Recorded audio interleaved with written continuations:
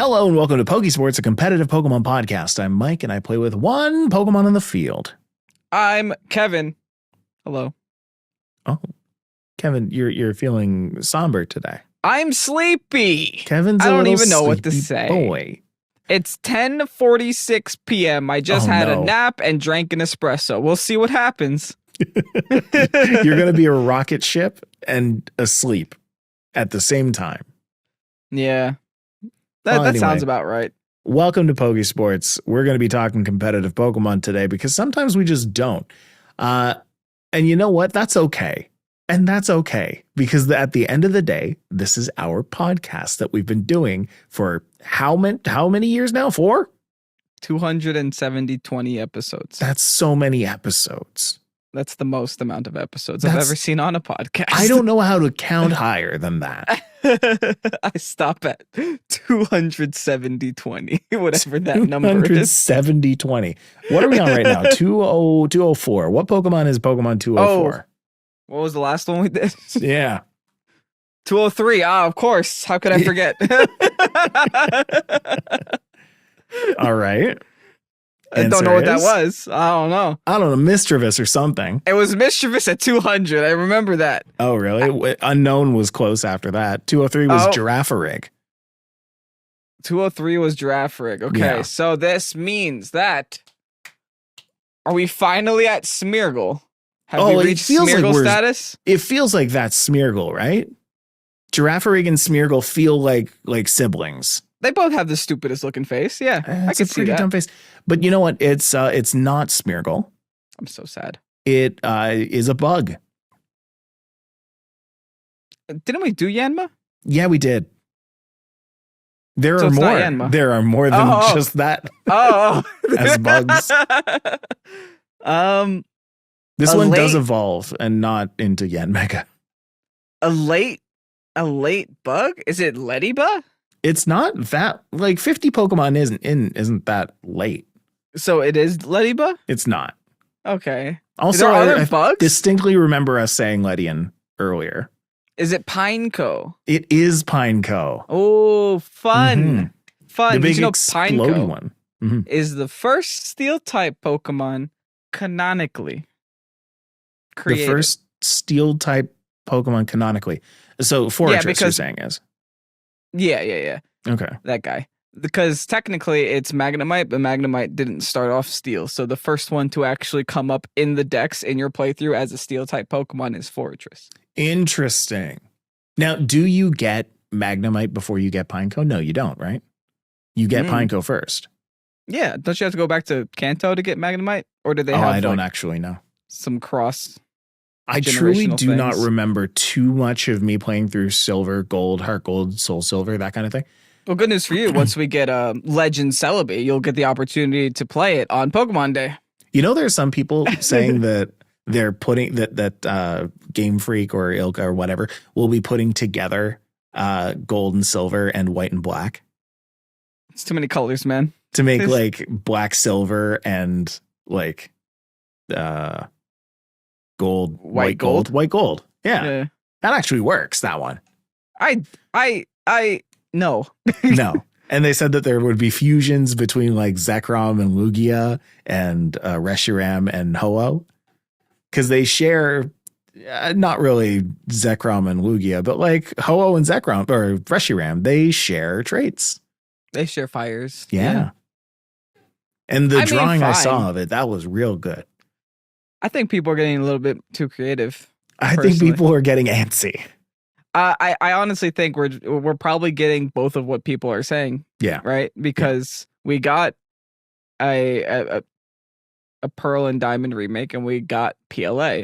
So why can't we just get a Black and White remake and then Legends DLC? Yeah. So, or maybe we're not going to get any Legends game. They're going to give us a Let's Go game.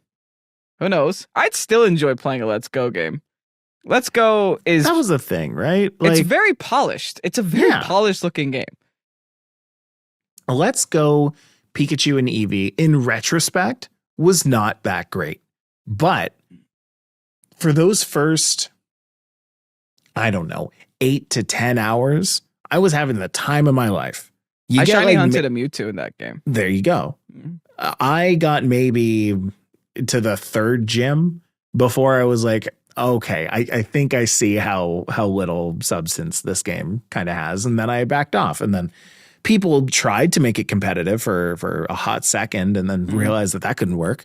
There's no abilities. Gyarados doesn't have Intimidate anymore. What's the point? Why am I even playing with this Gyarados? But I mean, hopefully, having heard the gripes that people had over Let's Go P&E, they toss in some of that. It's still the best looking game we've ever seen that runs the smoothest that we've ever seen. But I mean, it's not that ambitious. That's why it's pretty much 1-to-1 red and blue. Yes. I mean, we'll see. So there are 3 games potentially on the horizon then. Let's Go. Definitely a Johto thing is happening. Yeah. And definitely a Unova thing too. I mean, it's probably just PLC and I think we've all gotten Black Light. extremely conditioned to notice these things now. Like if there's any mention of Unova, we're all like, oh. If there's any mention of Johto, we're all like, oh. Mm-hmm. Yeah. Because the thing is, the reason why I legitimately think it's going to be both of those games is because Poco Path, when you load into the game, like the first route that you take in Scarlet and Violet is Poco Path. Have you heard the music side by side to that and the starting town in Johto? It's identical. Really? It's literally identical. So it gets you thinking like, oh, okay, fine. And then, you had the whole Blueberry Academy name dropping Unova 20 times. Everyone's related in the Blueberry Academy to some Unova gym leader, et cetera, et cetera. So, there's little hints here. They're trying to promote things, I think, maybe. Yeah. They're playing with us and it's working because now we're fusing Pokemon. Because we have fusing thoughts now because we don't know which one it's going to be. I wonder if we're going to be out of the Johto decks in our podcast series by the time we have some kind of remake there. Well, I mean, 50 Pokemon from now is another year, so maybe. Because how many was the Johto decks? That was up to 250, right? I think they only added 100. It was a small decks, yeah. Oh. Because it was essentially a sequel. It wasn't supposed to be another game. They never intended it to be another game. I am currently searching up how many Pokemon did each generation add, and then I promise we'll get into something competitive. Each generation is also marked by the addition of new Pokemon. 151 in Gen 1, 100 in Gen 2, 135 in Gen 3, 107 in Gen 4, 156 in Generation 5. Yeah, it's the biggest one. Yeah. 72 in Gen 6 and 88 in Gen 7. 96 in Gen 8 and 120 in Paldea. We had a lot in Paldea, actually. Is that good when they add more than 100 Pokemon each go? I never really noticed a big difference. I mean, we get more stupid looking Pokemon like Flamigo, but I could play with stupid looking Pokemon all day. That's fine.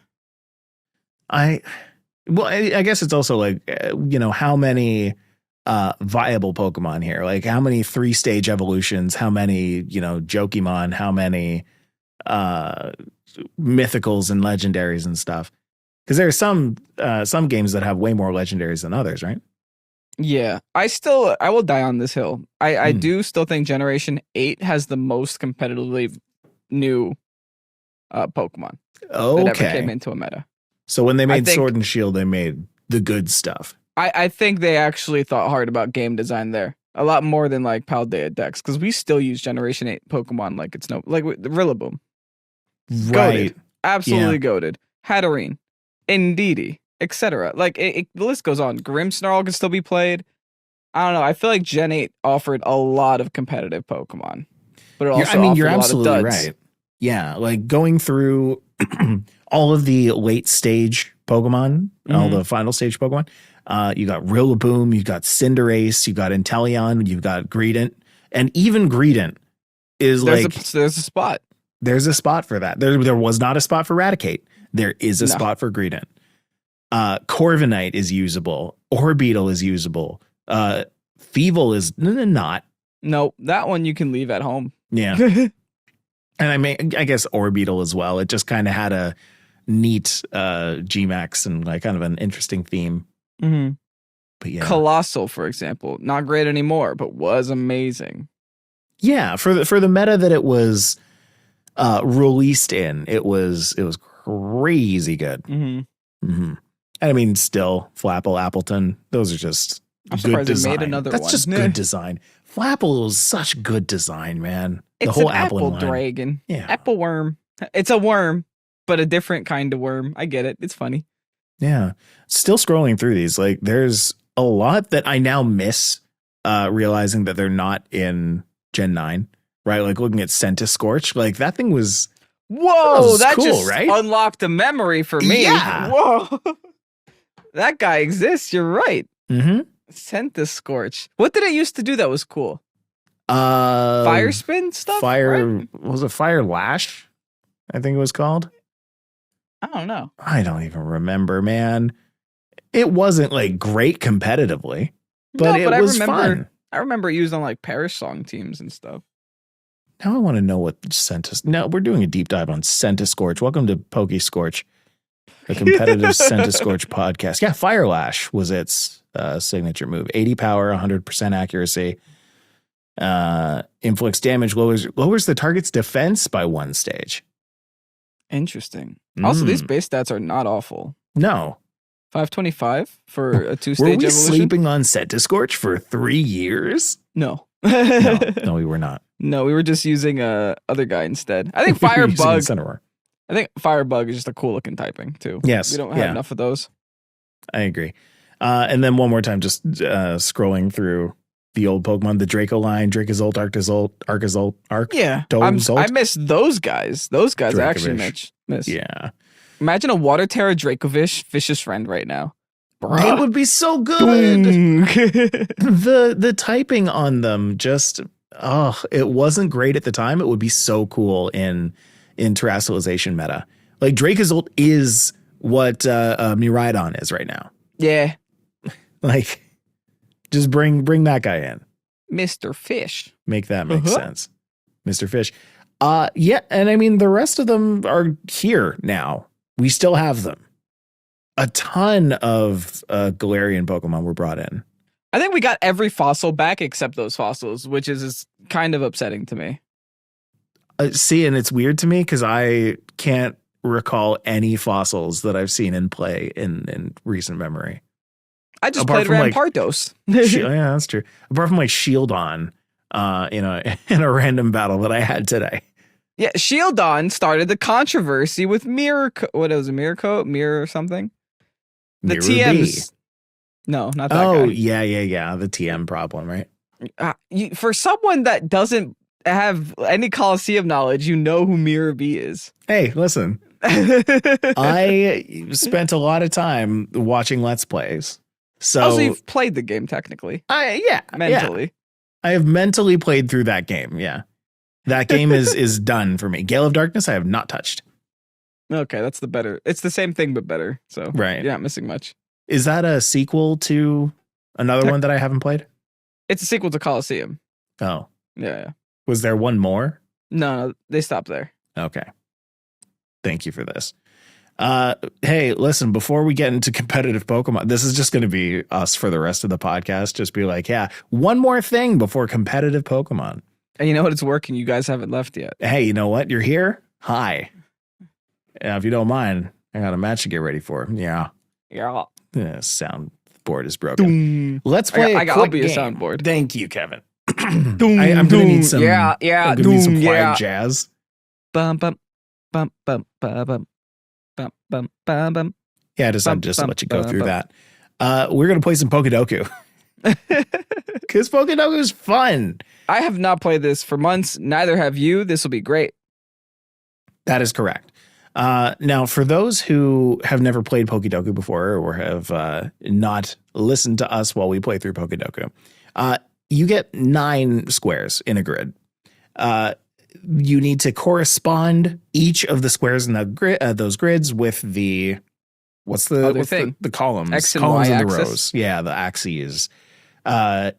If the Pokemon that you choose are rare enough in your choice, then you have a better score. All right, let's do it. Okay. What's the first one? I think we have Poison and Ghost. Yes, that is correct. Now, Ghost and Poison, that would be Pecharunt, I think. We have two options. We have there's four Gengar. options. Yeah, true. There's the whole Ghastly line.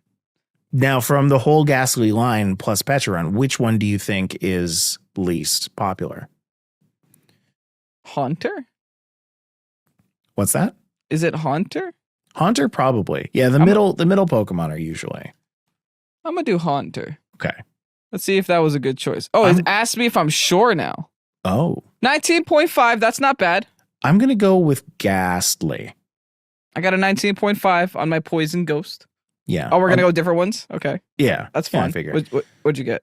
Ooh, I got 13.4. Oh, you're lower than me, so you had the better choice. Dang it. All right. What about Fighting Ghost? What the heck is a Fighting Ghost? What's a Fighting Ghost? What would a Fighting Ghost be? It's just Marshadow. Punch. Marshadow is Fighting Ghost? Yeah, I guess so. It's the only one, too. That's the only one I can think of as well, yeah. Yeah, right. Marshadow. That's 100%. 52? There's more? I chose the more garbage half? But is it the Resolute form or something stupid? Marshadow Resolute? I don't know. I can't think of another Fighting Ghost. I mean, I firmly believe that another one exists, but I'm going to go with Marshadow myself. Ghost fighting. No, later. We'll figure it out. Okay. All right. Alolan Ghost. Okay, so we have options here. Oh, Sandygast. That's a good one. Yeah, I'm just gonna. I was gonna do a slam that one right in. So I'm gonna do a Alolan Marowak. Nice. Okay. Good choice. Okay, I got a 16.29 on that. Mine was 6. 6? Hold on. Yeah, because it was kind of like a 0. I was like, what is that? Mine was 6. 6? Yeah, it is indeed 6%. Bug and Poison. There's a lot of good ones for this one. Dustox. I'm going to go with Ariados.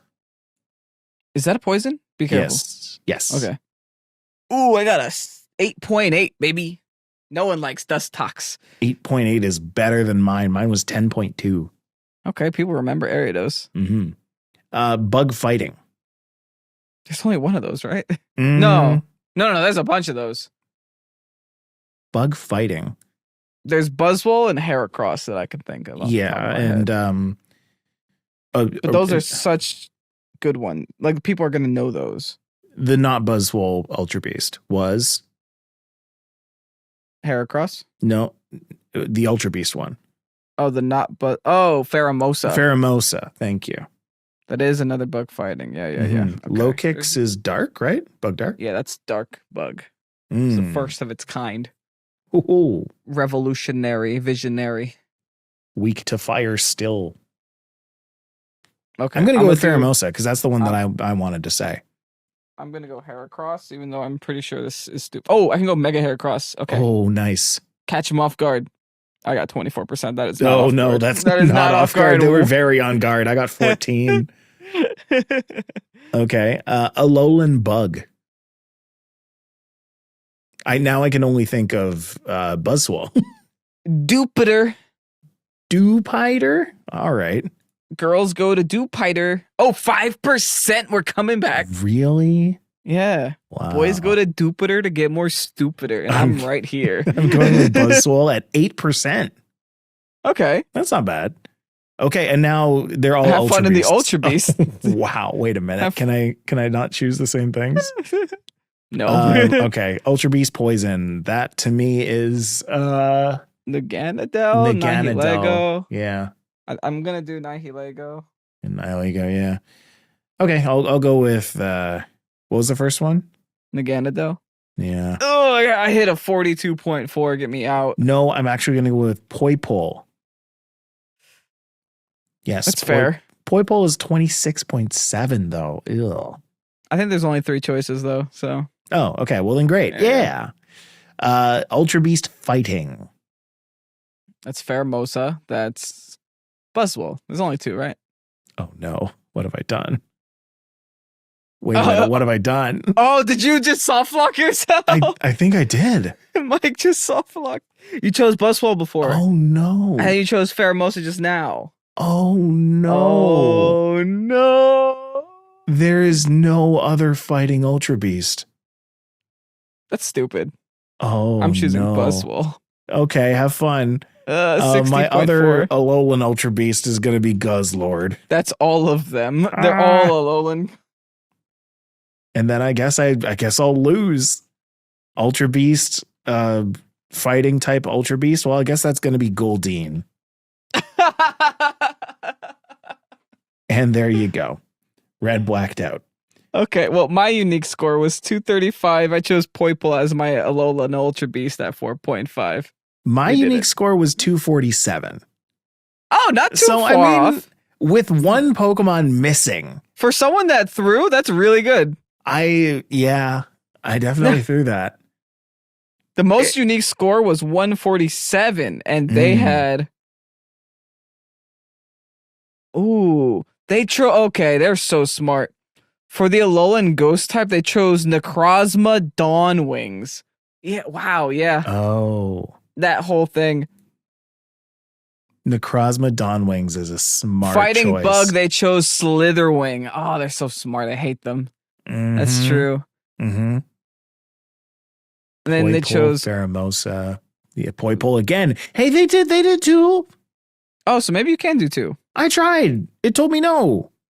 Oh, wait, no, they didn't do 2. Those are just the 2 least common ones ever. Period. Oh. Yeah, those are the least common ones at all. Oh, so you can't. No. You can't get Poipole and Poipole.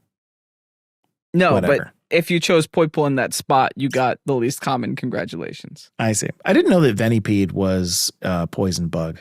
I didn't know Venipede was a Pokemon. You know what? Ghost Same. fighting. Oh, yeah. Annihilape is the other one. Adoy. Oh, right. The thing they just made. The thing that I literally played with today. Yeah, got it. Okay, no problem. Cool. Well, that was fun. Let's get into some competitive Pokemon. But first, Kevin, what are you gonna say? For a game that I haven't played in literally months, there was still 95,683 games played today. That's pretty impressive. Games played in what? Pokedoku. Oh, really? 95,683 Pokedoku games were played today. Wow. That is pretty good for a game that I completely forgot about until minutes before this podcast. Kevin, can you hit me with the wow sound effect, please? Wow, wow, wow. Thank you. Anytime. Let's go into Unite. We haven't been here in a while. Every now and then we get hit by the bug of the Slitherwing. Of Pokemon Unite, where we're like, should we try this game again? Should we try it and just feel it out? And I think we're there. Again. We're playing Unite tonight, bud? Okay. Might be playing Unite tonight, bud. Unite's been cooking. They've got some new Pokemon as always. They haven't stopped. No, yeah, we have stopped. Yes. Yeah. We're the ones who stopped looking at new Pokemon. But while that was happening, we got Pokemon like Meowscarada, who was most recently, pretty close to most recently, if not most recently, released on Unite. We've had Pokemon like Mimikyu go out, who we've never played with yet. No. But most interested for us would be the Magikarp that they dropped. You can now play as Gyarados. You can play as Gyarados in Pokemon Unite, and a lot of you already know that. But, ooh boy, does that one look fun to play. And I kind of want to play Unite because of that. Yeah, I mean, honestly, I think it's just going to be fun just flailing around like a little idiot. But the other cool thing about Unite that happened since the last time we complained about it, because I think the last time you and me tried to play Unite, it was like Mewtwo X and Y were out. Correct. and they were doing their thing. They've now since nerfed them to the point where you can only have, I believe, one of them on your team. Like, you can't just have a Zacian and a Mewtwo X on your team at the same time. So they're entered their own category, the EX category, which I guess is the legend status in Pokemon Unite. And they've just nerfed them multiple times over to the point where it's just like, okay, they're not that bad yet anymore. So the nerfs aside, that's a pretty fun way of doing it. Having like a category of Pokemon that you can only have one ofs in your team. Mm-hmm. That's pretty cool. I kind of want to do a dive on Gyarados here. Let's do it. Big fan. And you know what? We're going to figure out if this is a Kevin play style or a Mike play style. Because both of us, we play differently. We have Pokemon that we jive with a lot more. What kind of Pokemon are you big fans of? Bursty special attackers, usually. Special attackers. The Gardevoirs, the Espeons, the Inteleons, etc. Mm-hmm. I am a little bit bigger on like the skill shots. So things like Decidueye or Glaceon, kinda, Ninetales, kinda. I'm a big fan of those. So Gyarados is a physical attacker, which already kind of puts him in your camp. Has the passive ability as a Magikarp, Rattled. When damaged, movement speed is increased, stacking up to 5 times. Okay. Each time Magikarp scores a goal, KOs an enemy, or otherwise makes a contribution in battle, their effort gauge increases. Once the effort gauge is full, Magikarp evolves into Gyarados. Oh, really? Oh. So it's not a level thing. It has to contribute. It has to do something. That's the hardest thing for Magikarp to do. Something. I love that, though. Give a completely different way. Oh, there's effort gauge details here. Of evolving. Total effort of 10k is required to evolve. Auto attack is plus 20 effort on use, plus 100 on hit. Splash is plus 50 effort. Flail is plus 50 on use, plus 50 effort on hit. Scoring a goal less than 10 points is plus 400. Scoring a goal with 10 points or more is 1,500. Assisting a KO is 2,000 points. Getting a KO is 4,000 points. So you just gotta siphon KOs into this Magikarp to get this to a Gyarados as quickly as possible. So you can get damaged a little bit, get really fast, run up to a goal, and go and score it to try and get that effort. Okay. When it evolves into a Gyarados, its passive ability changes from Rattled to Moxie. Boosted. Moxie is unlocked when Magikarp evolves into Gyarados. Gyarados passively receives 1,200 HP, 100 attack, and 40% attack speed. These stats are not affected by emblems color bonuses. When knocking out an enemy player or assisting in the knockout, all move cooldowns are reduced by 30% of their current cooldown. That makes sense. Now, So- I thought that was kind of interesting that didn't take into account all of the emblem bonuses, because what that means is that bonus that you're getting is flat. That goes on top of what you've already got. The 40% attack speed, that'll scale as your level goes up, because your emblems will also, contribute to your stuff. But everything else, it's just a flat bonus. It's a flat increase. Yeah, that's not bad. I mean, it could be better, but hey, it's a passive ability. What do we really expect? Well, right? that does lead me to believe, though, that the amount of boost that you get is actually pretty ridiculous. substantial. Yeah, it's ridiculous enough for it not to be a multiplier. Mm-hmm. And when knocking out an enemy player, all move cooldowns are reduced by 30%. That's pretty cool. That's so really if you good. get like a Hello, Katarina. Yeah. If you get a triple kill, you're getting a pentakill. That's what that's pretty saying. much. Yes. All right. Magikarp's auto attack has no boosted attack. Gyarados' auto attack becomes a boosted attack with every third attack, dealing additional damage. It's That pretty makes sense. normal. Yeah. Yeah, normal stuff there. As a Magikarp, move 1 is Flail. Flail about doing damage to nearby enemies. The lower the user's remaining HP, the more damage is dealt. Oh, neat. Okay. So cool. So that makes it so an like execute. it's That's an good. execute. Yeah. Yeah. That's what you need. You need to get the last hit on people. You got to That's siphon cool. kills into the Magikarp. I love how like Magikarp's just going through its training arc. It'll get there. Magikarp will figure it out someday. And then when it evolves, you can select either Dragon Breath or Aqua Tail. Dragon Breath. Exhale a mighty gust, dealing damage and leaving enemies hit paralyzed for 3 seconds. If the breath deals damage to a Pokemon's basic and boosted attacks, what? If the breath does damage to a Pokemon, basic and boosted attacks become enhanced, gaining rage and damage for 5 seconds. If at least one Pokemon is paralyzed, the user receives a minimum of 60% attack speed boost.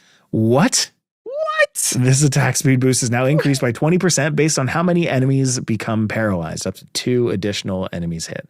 That's so much attack speed. 3 seconds in a MOBA is eternal, by the way. Do we all recognize that 3-second para is kind of relevant?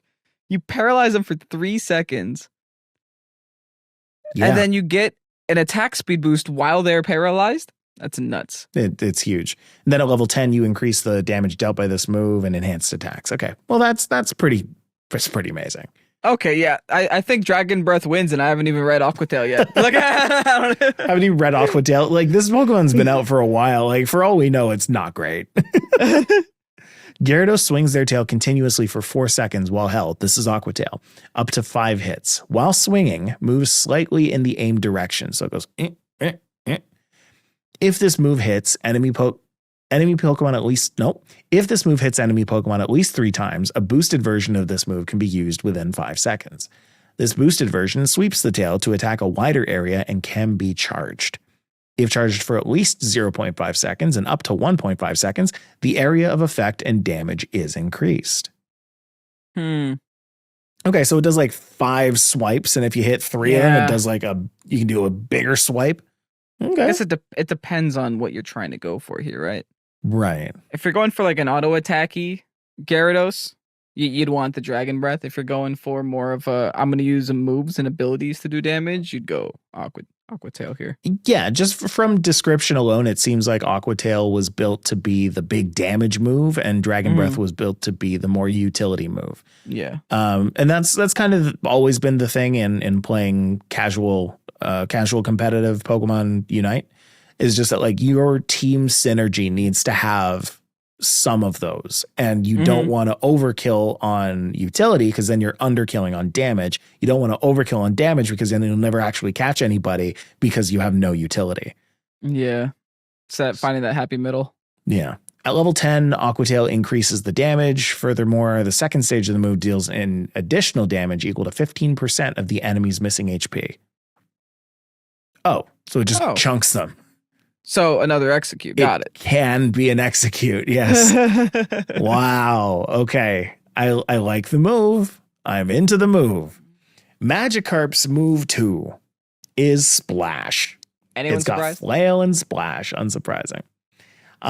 Jump into a designated direction. A maximum of 3 uses can be kept in reserve. There is a 2-second cooldown between uses. Corp. So that's not how you move, though, right? Yeah, you splash on the field. Yes, but that's not the only way that you move, right? No. Okay.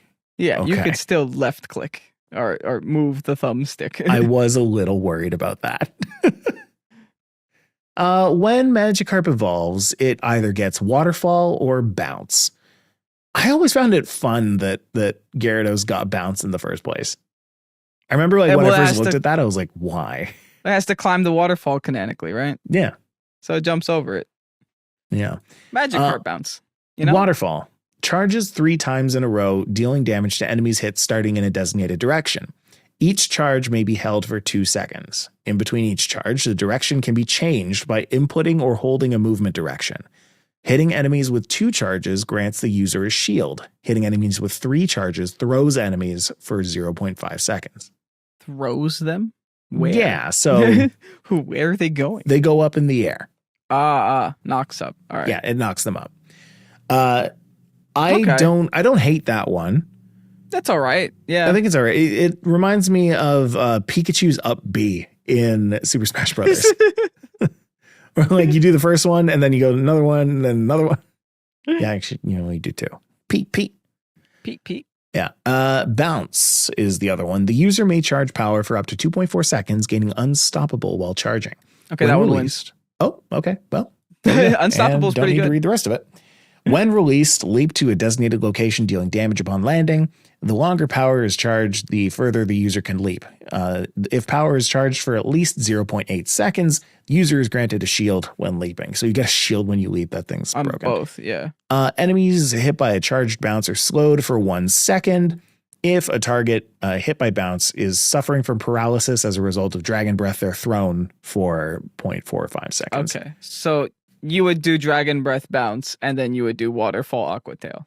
I think maybe. I see some synergy in both bounce dragon tail or bounce dragon breath and bounce aqua tail. Yeah, because okay. I think it's built for like legit either one of those. Because you bounce up, you land, you slow them, and then as they're slowed, you start whapping them with aqua tail. But if you already have them paralyzed from dragon breath, then it does. What's that? It throws them, right? So yeah. the synergy is built in for both. Yeah.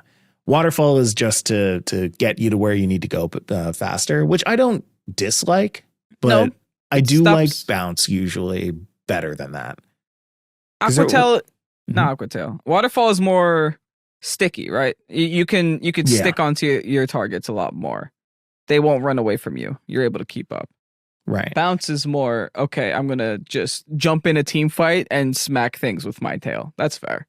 Right. It's another one of those like initiator Pokemon like Garchomp or like who's the one that does fly? Dragonite, right?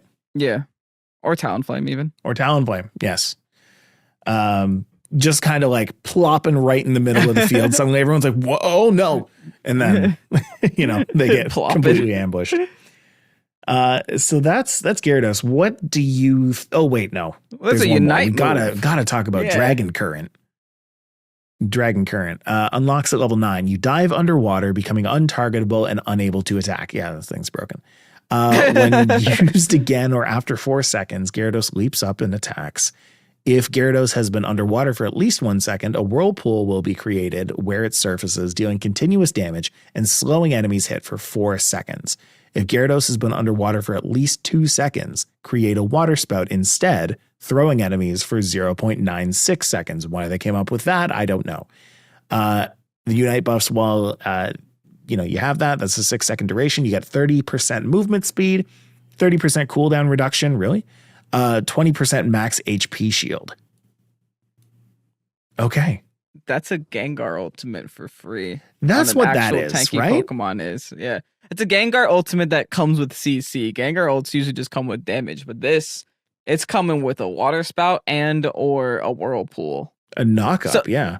Yeah. I mean, that's just okay. So you swim under them, you knock up after your 2 seconds under the ground, whatever, and then you just start spanking them with your tail.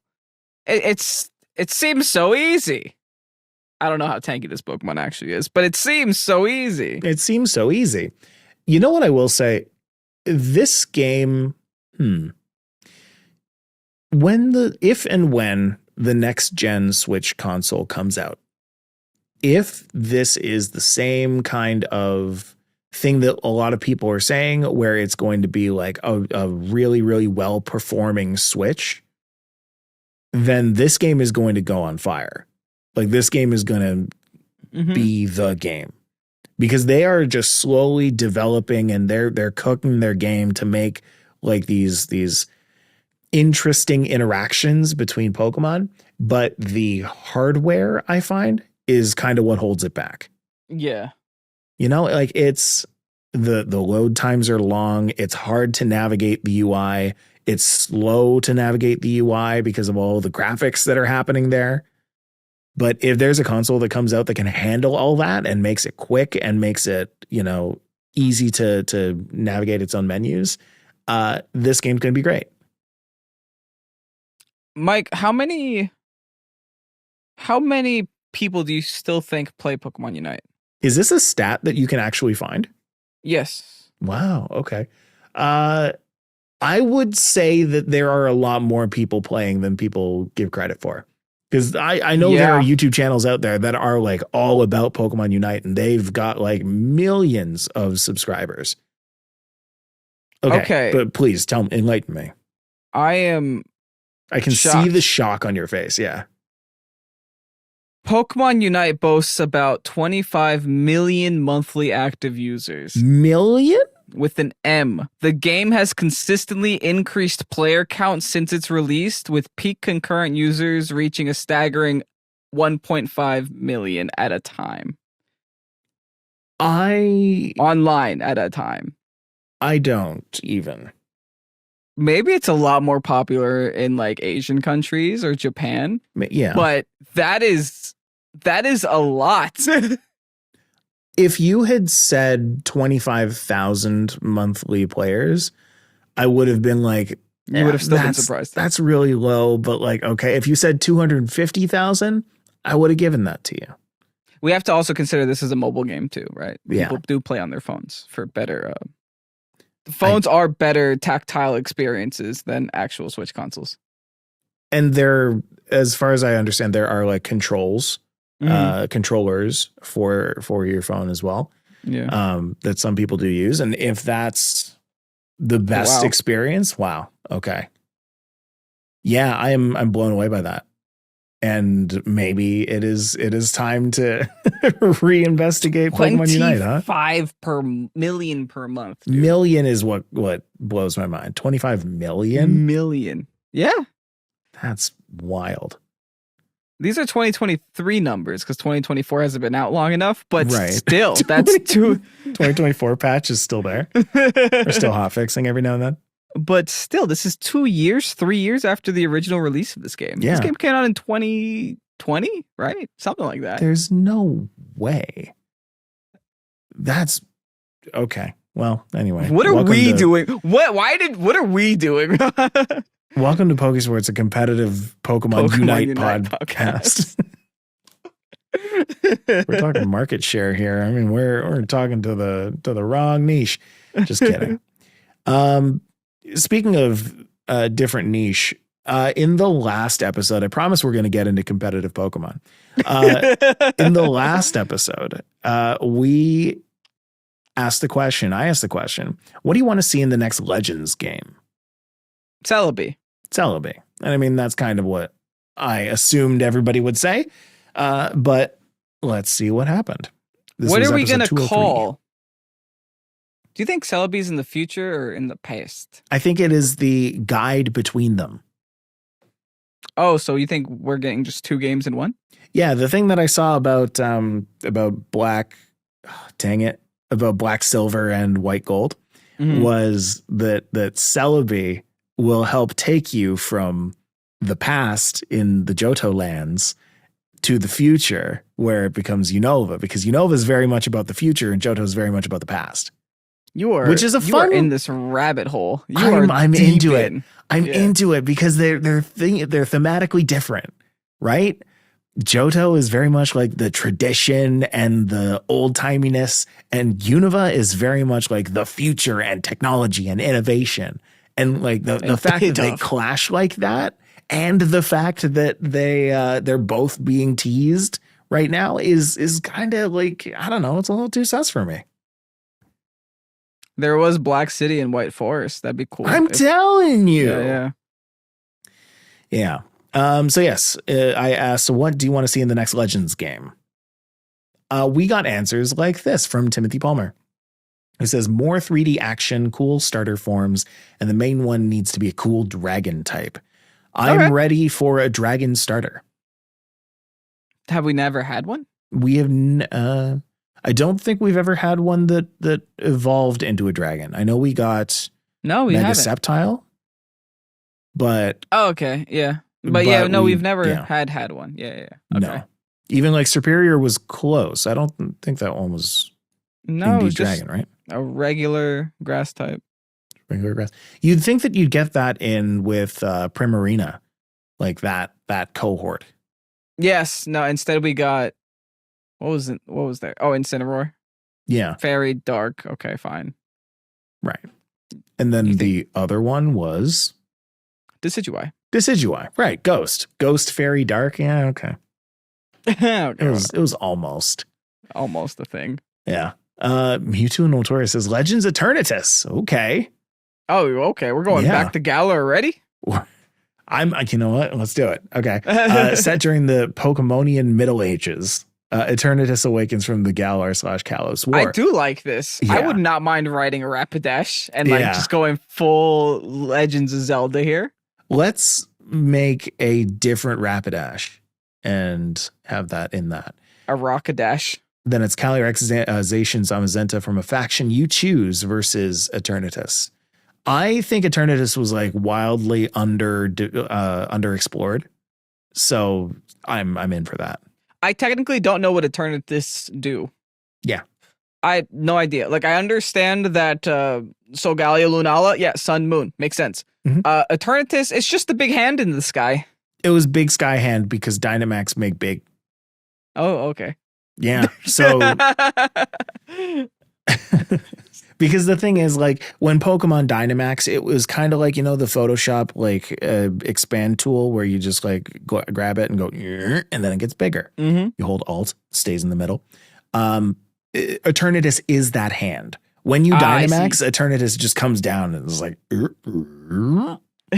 makes him bigger. Mr. Kertastic says, as much as I hate the 2-version standard TPCI has, it'd be cool to see past white future black games that expanded on more Paradox Mons.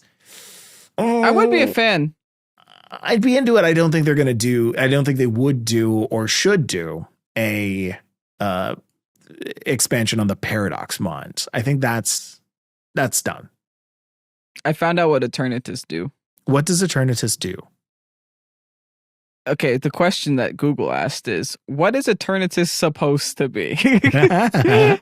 And they say, just like Necrozma, Eternatus is a powerful alien that came from space and gathers energy within its core, which it can turn into a beam for massive energy.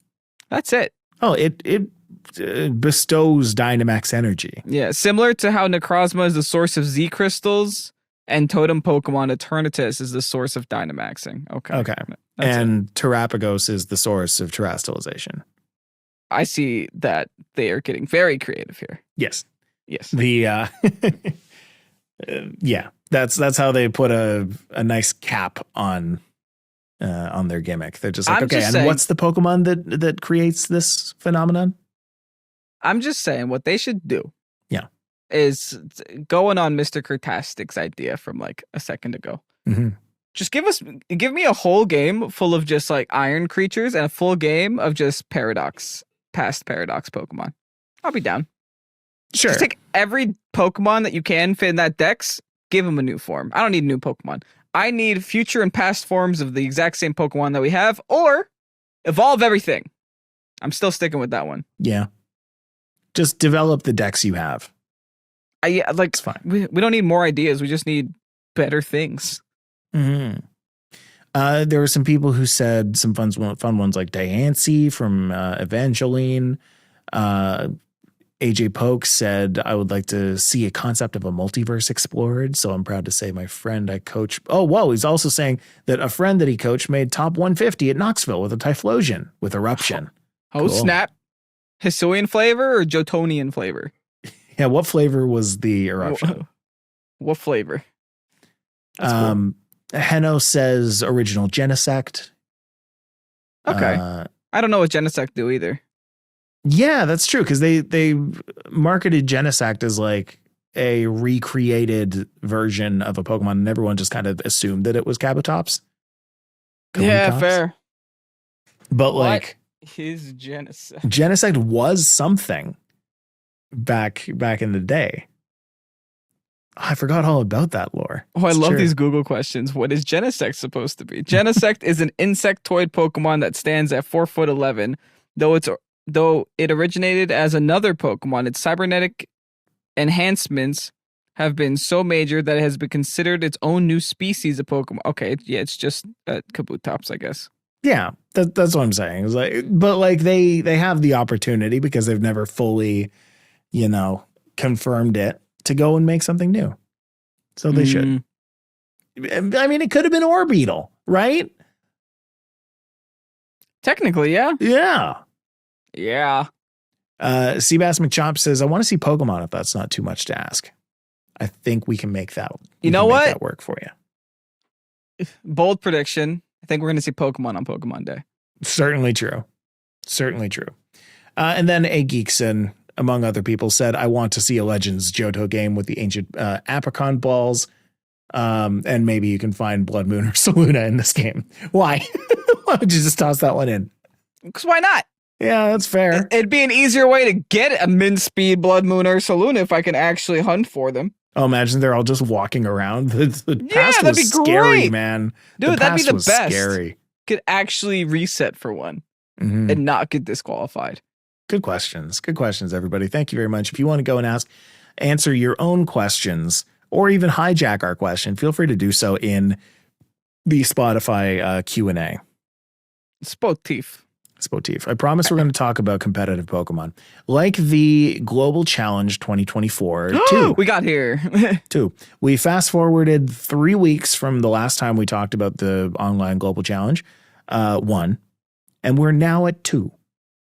Bold predictions. We made this prediction that there would be a second one. Right?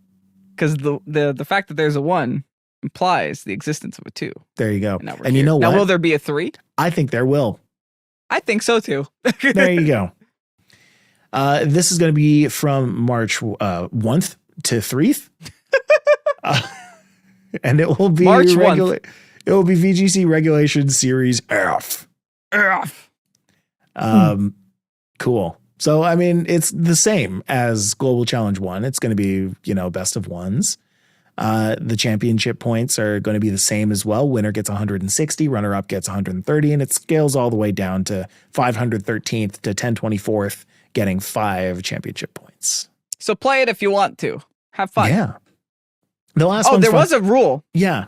There was a rule change. Oh. You will now get penalized if you play in the Global Challenge on 2 separate cartridges because that ruins the results of the tournament. It really does. Yeah. So if you guys didn't know, there were competitive Pokemon players that would play all 45 games on 2 separate cartridges and just take the points on whichever cartridge made the most points, right? It used to be allowed. They changed the rules that they will hunt you down now, apparently. So don't do that. If you were the ones that wanted to play 90-something games of Pokemon. I mean, I'm usually kind of chill with most things that people decide to do inside this game, but like I think playing 90 games just is a little much, period. On a cartridge, no. This isn't like this isn't like you can Showdown. Play both at the same time, kind of thing. But you could do a lot of things at the same time. But should you? Should you? Right. And it does kind of like ruin the experience for somebody else. Like just try your best, do really well the first time, and then you won't have to worry about your other cartridge. It was a problem when a very good player would get like top 10 on 2 separate cartridges. And you're just like, well, now the Japanese player that was using this for nationals just got bumped down because you decided to play twice. Right. Is that fair? Not really. Yeah. Now, I do think that for at least the Japanese, it's the top X amount of Japanese players. So like if 2 US players playing on 2 different cartridges get first and second, then it still counts all the other people. But if it's Japanese players, that's a problem. Yeah. So the other issue is you only get to keep the highest amount of points. You don't get to scale the points, but you still take the second place spot from someone that could have gotten second place. Yeah, that's true. So that's true. Kind of unfortunate. Yeah. So signups for that open up on February 22nd, which is going to be next week for you folks. If you guys don't know how to get there, just go to the Battle Stadium, go to online competitions, and then just go to the one that says accepting entries. Yeah. It's really easy to find. If you're curious how to get there, you got to open up your game, first of all. Yes. Download a patch. Yep. Lots of patches. And then the last thing, I promise we're going to talk about competitive Pokemon, is the 2024 Dortmund Regionals. Dortmund. I don't know if I'm saying it correct. I feel weird about saying it like that. It's German, so yeah. Dortmund. I'm trying to. Oh, good. Google's got me. Dortmund. Yeah. Okay, Oh, great. Yeah. great. It's almost like German's an English language. Wow. Amazing. It's almost like English is Germanic. Yeah, that one. That went on February 10th to 11th. 551 players. That's actually a lot. That's a lot in Germany. That's a lot in Germany. Good. Very cool. I mean, we had some people from outside Germany, participate. The winners, first and second, were actually German, but we had people from Spain. We had people from Italy participate. I'm seeing people from the UK, some people from Ireland. What else? Portugal. What's AUT? Austria? No. Austria. Oh. Maybe. I Let me see. France, yes, you're absolutely right. Great That is Britain, Austria. Yeah. Ireland, Portugal. What's this? Denmark? MAR. What's MAR? MAR. Oh, I'm uncultured. I'm sorry. I don't know flags, guys. Well, Morocco. Oh, nice. There's another cool looking one here. Oh, Luxembourg. It's kind of like France, but less blue. I like it. The flag. The flag. And as usual, we're going to chat a little bit about the top 4 teams. The winners of this tournament and the top cut, top 8 through 5 through 8, ended up with 100 championship points and $1,000 third Minimum. and fourth minimum. The third and fourth players got 130 championship points and $2,000. Second Money. got 160 championship points and $4,000. And the person who came in first got their 2024 Worlds invite, 200 CP. But what are you going to do with it? Because you got your Worlds invite, and $6,000 to take a plane flight to Worlds, probably. The cool thing here is, and like one thing I want to point out before we even dive too deep into this top cut, is that look at the 11-3 representation. The top 4 all going 11-3, kicking out all of the higher seeds from top 8. Ooh, I do love that. Yeah, you see that? You got a 13-1, a 13-1, and a 12-2 that they win in Swiss, but all the 11-3s, except for one, ended up in the top 4. So they were like, we just got unlucky, guys. We're here to win. Now, for those who listened through the entire Unite deep dive and then everything else we did after that and don't understand what Swiss means, let me tell you that these are all best of 3s that they played against people, right? So when someone goes 11-3, that means they had 11 wins in their best of 3s and 3 losses in their best of 3s. That is so much Pokemon over the course of a day. In day 1, it's usually 9 rounds of Swiss. So that's 27 games of Pokemon potentially. If all games go to game 3, it's a ton of Pokemon. So for somebody to go like 11-3, usually that means that your 3 losses are in there somewhere. Sometimes they might even be in day 1. Sometimes you get like 2 of them in day 1, 1 of them in day 2. But like they're demoralizing. It's hard to lose in a long day of playing Pokemon, long day of playing Swiss. So to see these people like persevere through that and still end up, first through fourth, that's admirable. Especially in situations like this where 11-3 isn't a guaranteed top cut. No, it's by resistance. There were 4 people that went 11-3 that just didn't have the appropriate resistance to make it into top cut. So to go 11-3, not only is it already a stressful thing, like, okay, you have to make sure you have the right resistance. They just finished the whole tournament first to fourth. That's crazy. Now that said, they're probably each other's resistance already. Like that's probably where that happened. They lost to each other and only each other.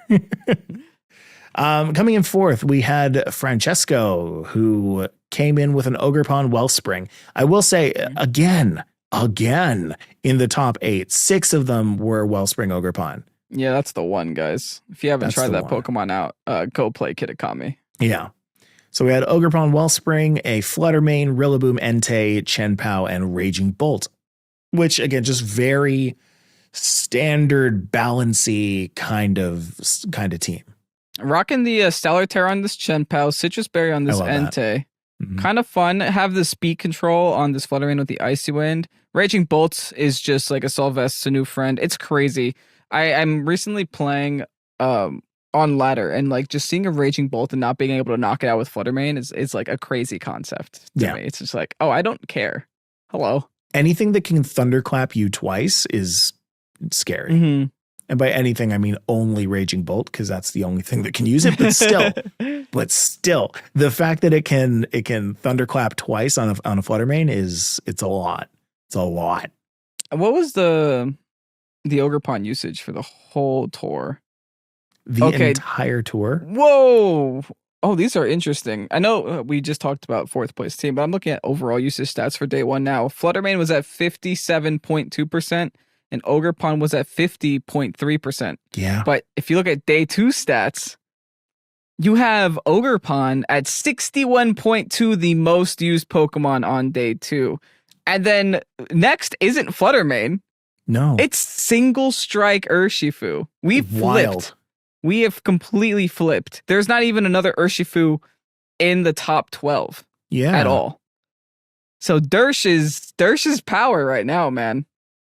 But Flutter Mane still isn't going anywhere. Yeah, 49%. It's not going anywhere. It's still just it's still the best version of itself is the problem. Yeah. There's nothing that outclasses a Flutter Mane, hard as people may try. Mm-hmm. Sergio came in 3rd with a Hearthflame Ogerpon, Dragonite Rillaboom, Chien-Pao, Urshifu, and Raging Bolt. So again, very balanced, same kind of team. Just replace your Flutter Mane and a Hearth and Wellspring with a Hearthflame and a Dragonite. So, what did they replace? Oh, they added the Ursh. Okay, yes, they did. They did add the Ursh. Probably a Dersh here too, right? Yeah, and this is the Raging Bolt that does not, in fact, use. Oh, this is interesting. Raging Bolt didn't have Assault Vest. It had safety goggles, but it also has Stellar Terra. Oh, yeah, it's a Stellar Terra Raging Bolt. That's a little scary to me. I think that's another way around Flutter Mane. I guess that could make maybe sense. that one shots. I don't know. I haven't calced this ever. So maybe there's a calc here that just like Raging Bolt wasn't able to do before, but now is able. The one cool thing that I like about safety goggles that this offers is Rage Powder immunity, right? Mm-hmm. So a good way around Thunderclap is to redirect it. You could still redirect it with Follow Me, but you can't redirect it now with Rage Powder thanks to the safety goggles. That might catch people off guard. Okay. Well, I'm into it. Coming in 2nd, we have Nick Schrott, who won with a Wellspring Ogerpon, lo and behold. Flutter Mane, Rillaboom, Gouging Fire, Porygon 2, and King Gambit. I have a lot to say about this team because this is actually this is a very similar team to what I'm playing on Patreon right now. Oh, yeah? Yeah. So this is a very similar team to Ashton Cox's Charlotte team, except some of the Terras are different. But the whole premise of this team specifically is around Gouging Fire and Howl. Everything on this team that isn't a Flutter Mane would love a Howl. Yes, that even includes Porygon 2. Because the cool thing about this is that Porygon 2 has the download boost. Sometimes it gets attack, and sometimes that attack is pointless. But with Terra Blast, it actually will convert itself to a physical attack if that is more damage. So you can howl yourself and turn your Terra Blast into a stab physical attack. Okay, we'll keep an eye out for that. And then in 1st was Florian, who went in with a Wellspring Ogerpon, Flutter Mane, Incineroar, Urshifu Single Strike, Farigiraf, and Blursaluna, Blood Moon Ursaluna. I got Blurses in the back. This isn't a Trick Room team. Well, this has Life Trick Orb Room is on attached. It, right? Yeah, Farigiraf has Trick Room. No, I mean, this has been like a very standard tournament style team that has won for a very long time.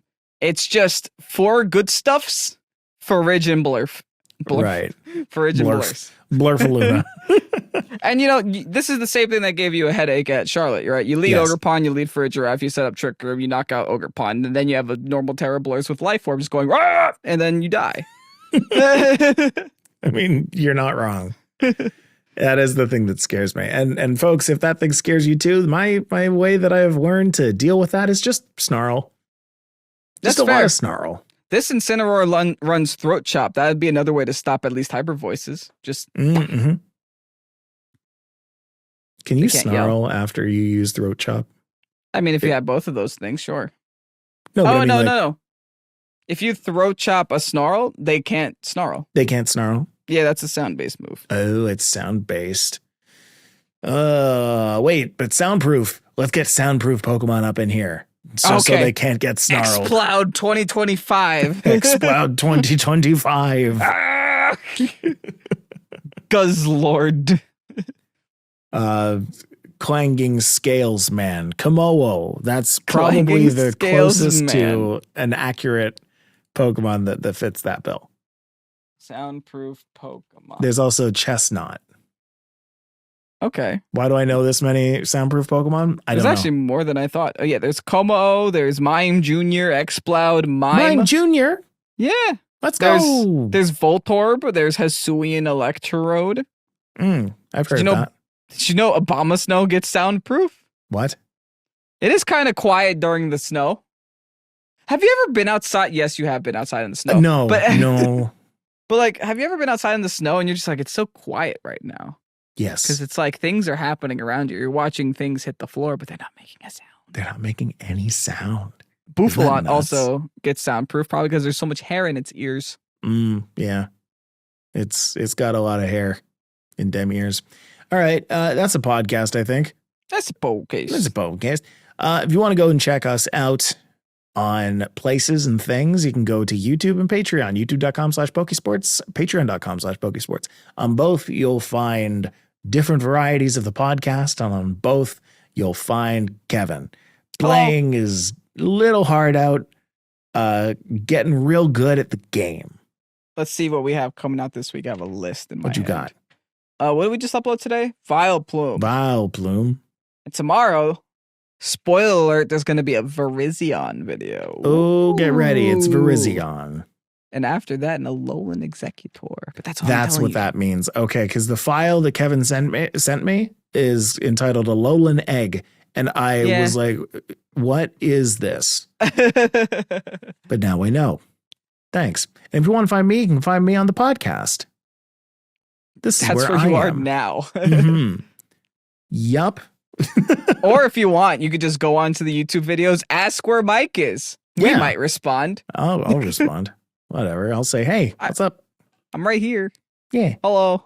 Tell me something new. In the comments of the YouTube video of this podcast, tell me something new. I love how there was someone that said, where's Mike on the podcast of last week. Yeah. Yeah, exactly. All right. And again, if you like Pokésports, do something about it. I will see you next week. Bye-bye. Bye.